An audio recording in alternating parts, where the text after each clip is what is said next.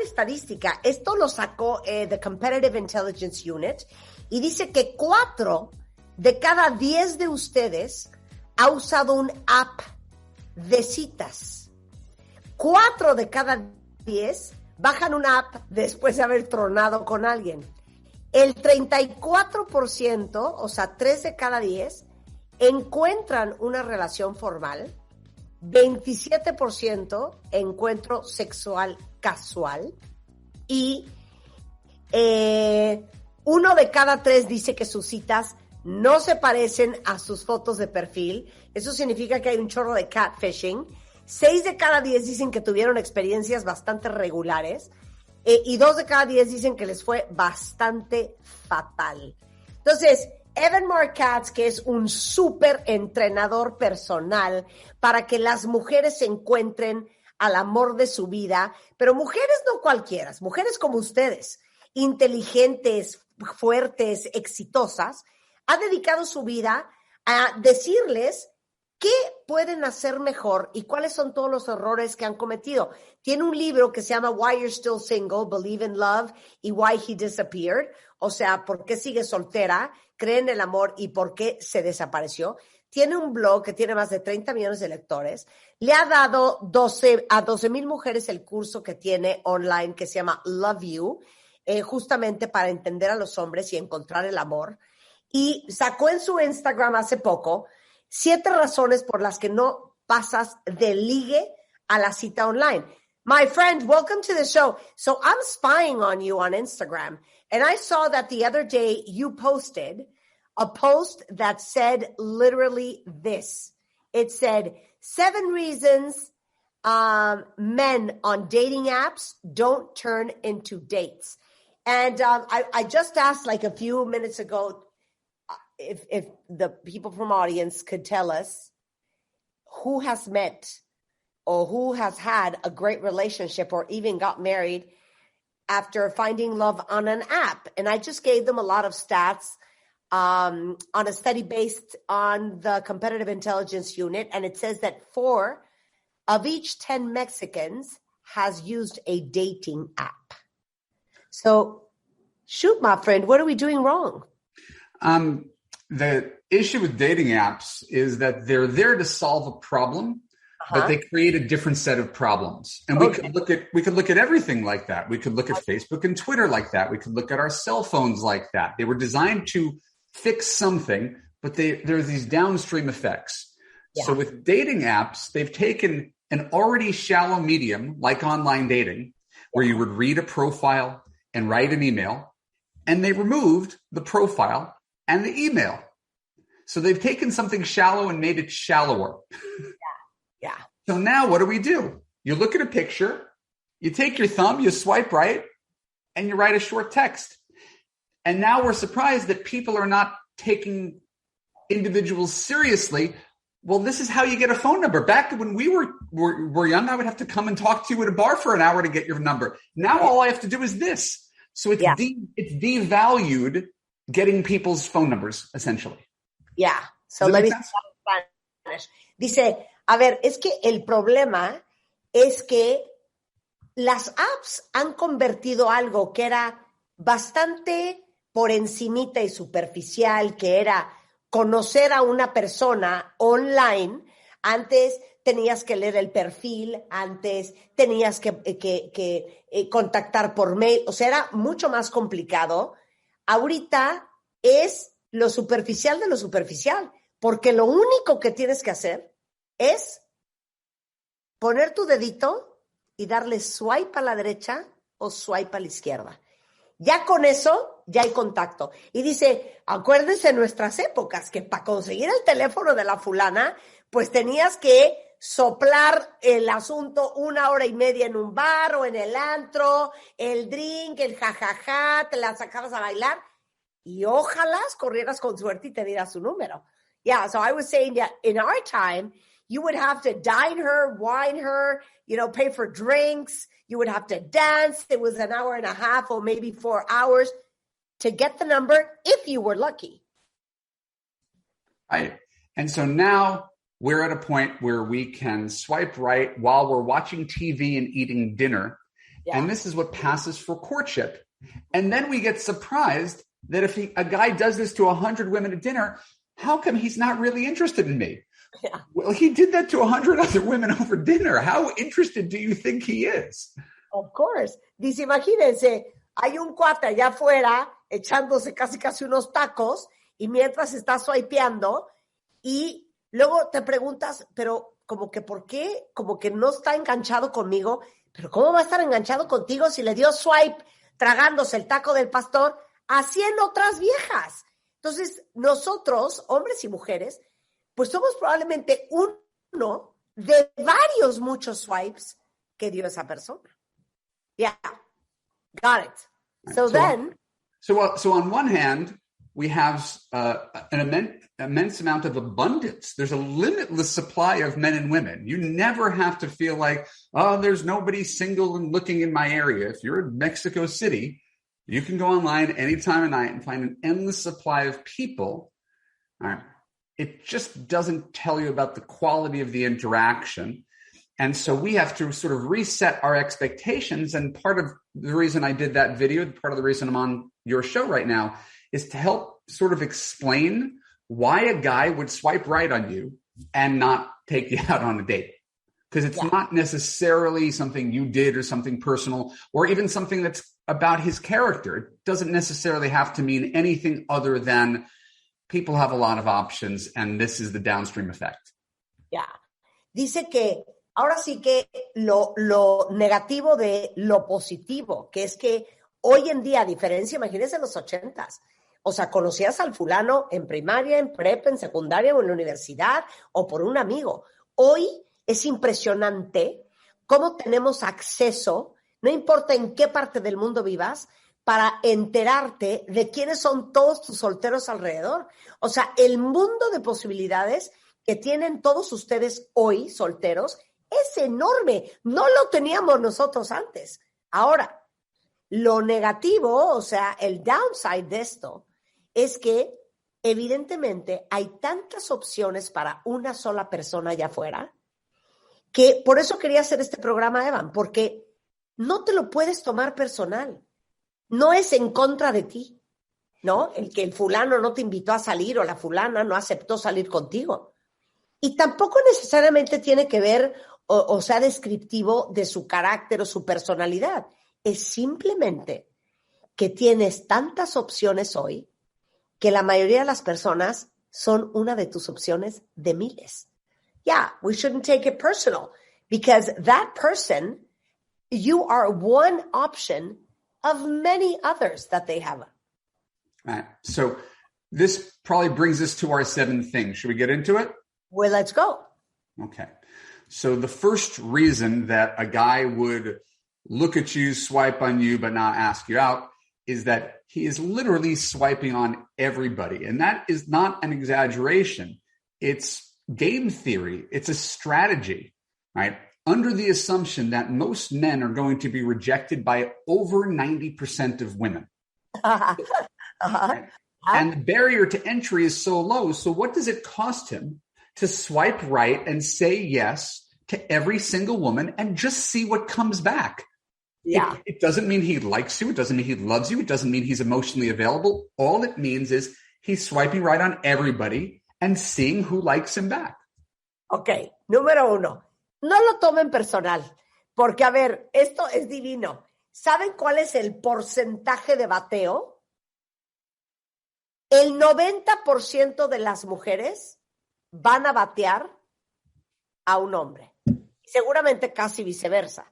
Entonces, los hombres naturalmente, lo que dice Evan, lo que hacemos es, pues les damos like a la mayor cantidad de mujeres posibles, pues a ver cuál jala.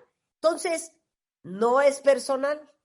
O sea, el que alguien le haya dado swipe no significa ni que te ama, ni que está emocionalmente disponible. Simplemente te dio swipe porque le gustó lo que vio y porque está tratando de incrementar sus posibilidades. So, they just swiped on you because they like what they saw and because they're trying to increase their probabilities of hooking up. That's all. Yeah, well, again, we want to be careful with our use of language because the implication of hooking up means just sex. And these guys could also be looking for a serious relationship. Looking at like getting together. That's what I want. Right. Nobody knows what they're doing is I think the greater point. So that brings us to point number 2. Okay. If you're a man who swipes right on 100 women in a night, right? Because that's your strategy. Now, 20 of them swipe right back on you. What are you going to do with 20 women at the same time? Can you have a great, unique conversation with them? Can you choose a favorite from a photo or from one text? How many people could you reasonably take out on Saturday night? So the second biggest issue as to why guys don't act is they don't know who to focus on. Ya. Dice, a ver, entonces pensemos. El cuate le dio swipe de like a 100 mujeres. Probablemente solamente 20 le den like de regreso. Entonces, nuevamente, ¿qué va a hacer un cuate con 20 chavas? Neta, ¿va a poder tener una relación o una conversación remotamente significativa y profunda con 20? ¿Va a sacar a 20? ¿Va a conversar sin parar y supernetear con 20? Pues probablemente no. So that must take us to point number 3. Indeed it does. Thank you for asking. The harder part, and most of this stuff is gender neutral. Everything we're talking about, I happen to coach women, but the advice is sort of the same. Okay. You could assume that if he's talking to 100 women, there's always going to be someone who is more attractive than you are. Yeah. Right. And by the way, he can make the same assumption that if you're talking to him, you're thinking, how could I do a little bit better? And when everybody is on this really shallow app where all we have are photos, we're almost set up for the temptation to say, can I do better? Can I do better? Can I do better? And the answer is usually yes. Well, that's why it becomes a never-ending story. Entonces, eso nos lleva al punto número 3. Claro, si estás en una app de esta naturaleza, lo único que estás viendo es fotos. Bueno, entonces, instintivamente el ser humano, y esto es sin género, esto es, aunque él coacha a mujeres, conversaciones para hombres y mujeres, automáticamente estás pensando, o sea, esta será la que más me gusta, o habrá otra que me guste más, o este será el cuate más guapo que hay aquí en Tinder, o habrá otro más. We always want more, but then it becomes a never-ending story. Entonces vuelve un círculo que no se termina nunca. Right. So that brings us to the fourth point, which is where those two things intersect. You will get, if I'm talking to women, you'll get upset. How dare this guy talk to all these other women when he has me waiting for him? Yeah. And you're doing the exact same thing at the same time, right? Yeah. You're also seeing if you can do better, taller, cuter, smarter, richer, something, right? And it's the paradox of choice. We all have so many choices that if you're trying to maximize and he's trying to maximize, nobody ever stops and says, hey, let's do this thing. Claro. Es que esa es la paradoja de la oportunidad.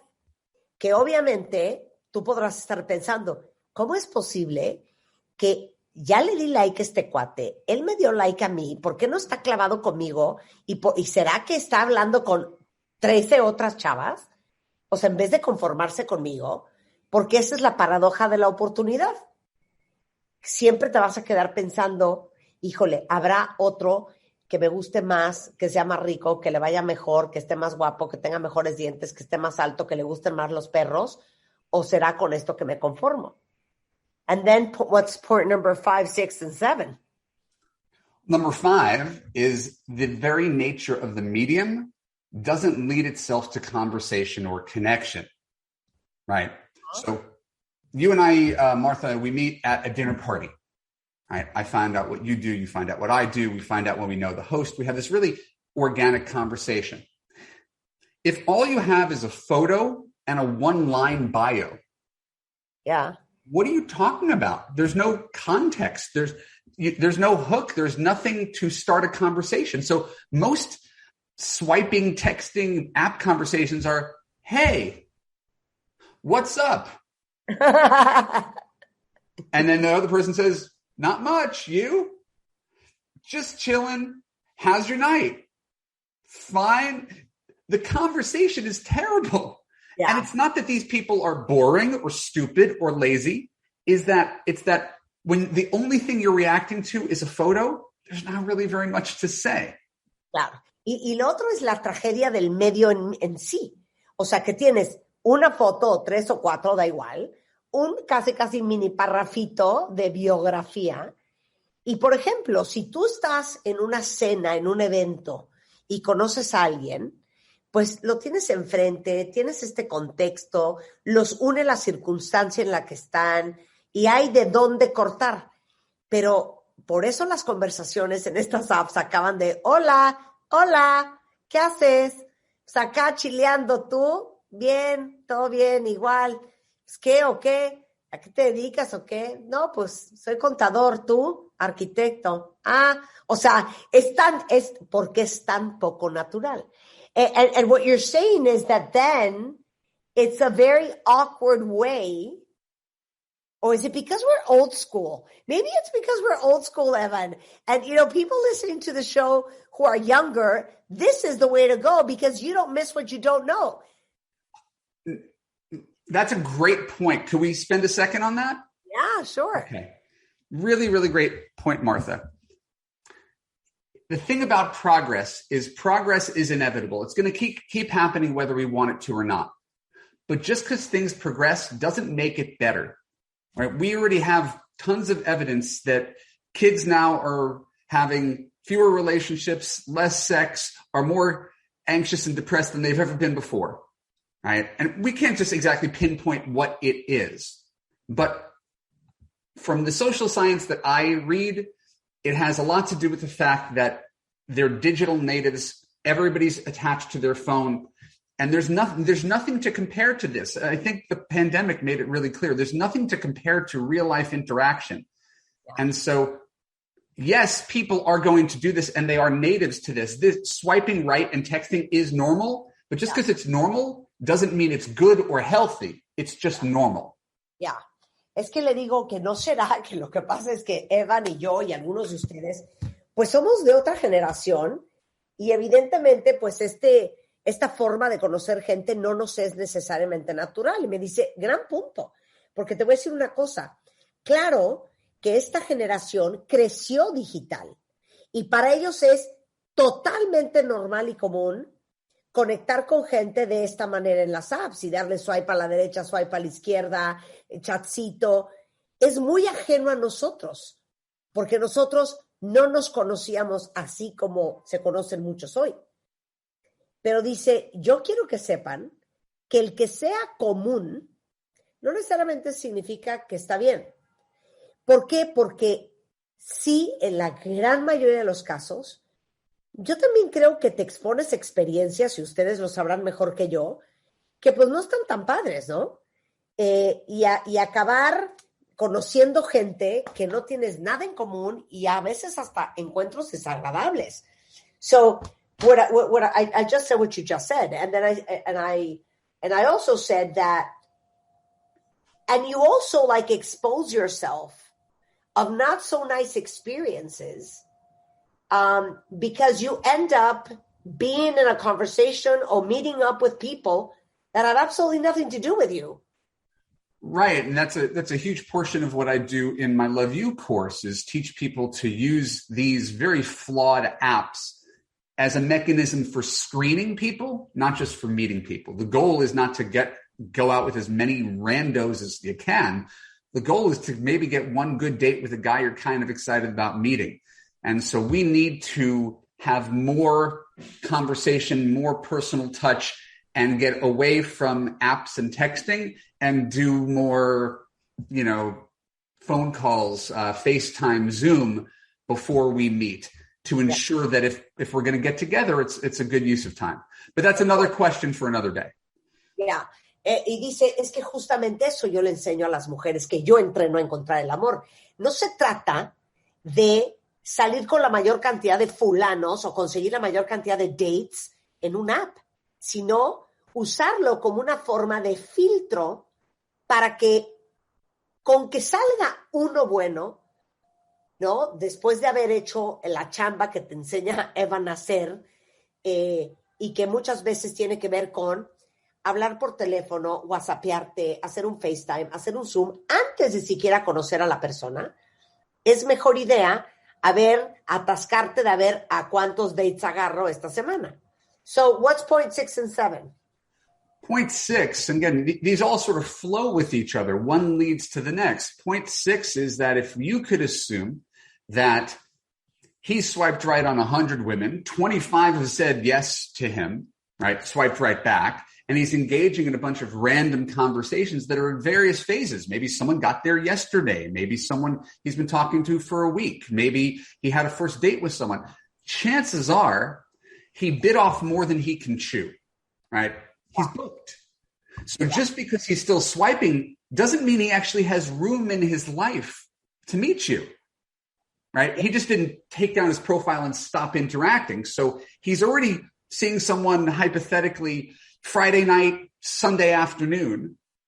How much more room does this guy have to take women out on first dates? But it's not going to stop him from talking. So you'll find a lot of guys who get stuck in the texting phase who never escalate because they don't have any room in their life for it. Yeah. Es que dice, lo que yo quiero que mis mujeres, mis cuentavientes adoradas entiendan, es que de verdad no lo tomen personal. Cuando están atrapadas con el fulano en la risa y risa y la conversación en texto, pero que no procede al siguiente paso, que es pues hacer Zoom o FaceTime o mucho menos conocerse en persona. Porque regresamos al punto. Le dio swipe a 100. 20 de esas 100 engancharon con él. Está texteando con casi todas. Las probabilidades de que no empezó ayer, sino que a lo mejor lleva texteando con una 3 semanas y una te lleva 3 semanas de ventaja, a lo mejor con otra salió viernes y sábado, a lo mejor con otra salió ya a comer. Eso no lo está parando de seguir dando swipe o de seguir texteándose contigo. Entonces, entender que no terminas de saber qué está pasando del otro lado. Sé que muchos de ustedes han tenido grandes éxitos en las apps, pero muchos están súper frustrados porque pues no terminan de amarrar, y esta es la explicación que les está dando Evan. So what's the number 7? Here's the thing that's hard to tell when you're looking at a face on a website and you're exchanging text messages. You don't know who he is or how motivated he is. There are people who very much are lonely, looking for love, willing to give everything to a relationship. But from a photo, you can't tell the difference between that guy and the guy who's just doing this for sport, right? Yeah. Just to get some attention and to have a little dopamine hit and excitement in his life by, texting attractive women. That guy could be completely emotionally unavailable. That guy could be completely unmotivated to spend a penny on you or make an effort for you. And so you're going to find a whole bunch of guys interspersed when you're texting 100 guys at once. You're going to find a lot of men who are simply unmotivated, but there's nothing about their profile that would tell you that until you start talking to them. Of course. Dice, y el problema es que en una foto no te vas a dar cuenta, no hay diferencia entre un cuate que quiere comprometerse, que quiere una relación en serio, y el que nada más lo está haciendo por diversión y entretenimiento. Es casi imposible que te des cuenta de eso. Entonces, no vas a saber si es un cuate motivado, si está dispuesto a gastar 3 pesos en ti o no, si quiere una relación a largo plazo por una simple foto. Entonces, por eso tanta decepción. Marc, Evan, invite everybody to your course.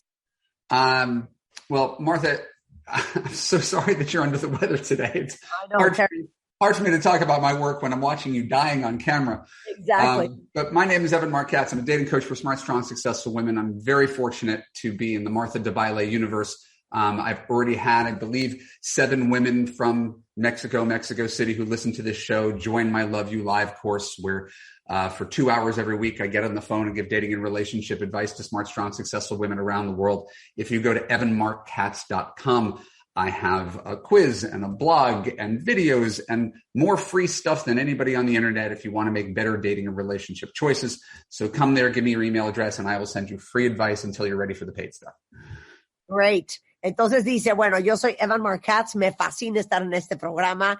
Tengo ya 7 cuentavientes que han sido parte del curso de Love You y él se dedica a coachar a mujeres inteligentes, fuertes, exitosas, a entender más a los hombres y a encontrar el amor. En la página evanmarckatz.com hay un chorro de contenido gratuito, hay un test para empezar y una vez que lean todo eso, que es totalmente gratis, y ya estén listas para tomar su curso, bueno, pues Evan está lista para recibirlas. Evan Marc Katz en Twitter, igualmente en Facebook y evanmarckatz.com. Thank you, my friend. A big kiss all the way to LA. Oh, thank you. I love being here. Feel better, my love. Thank you, my love.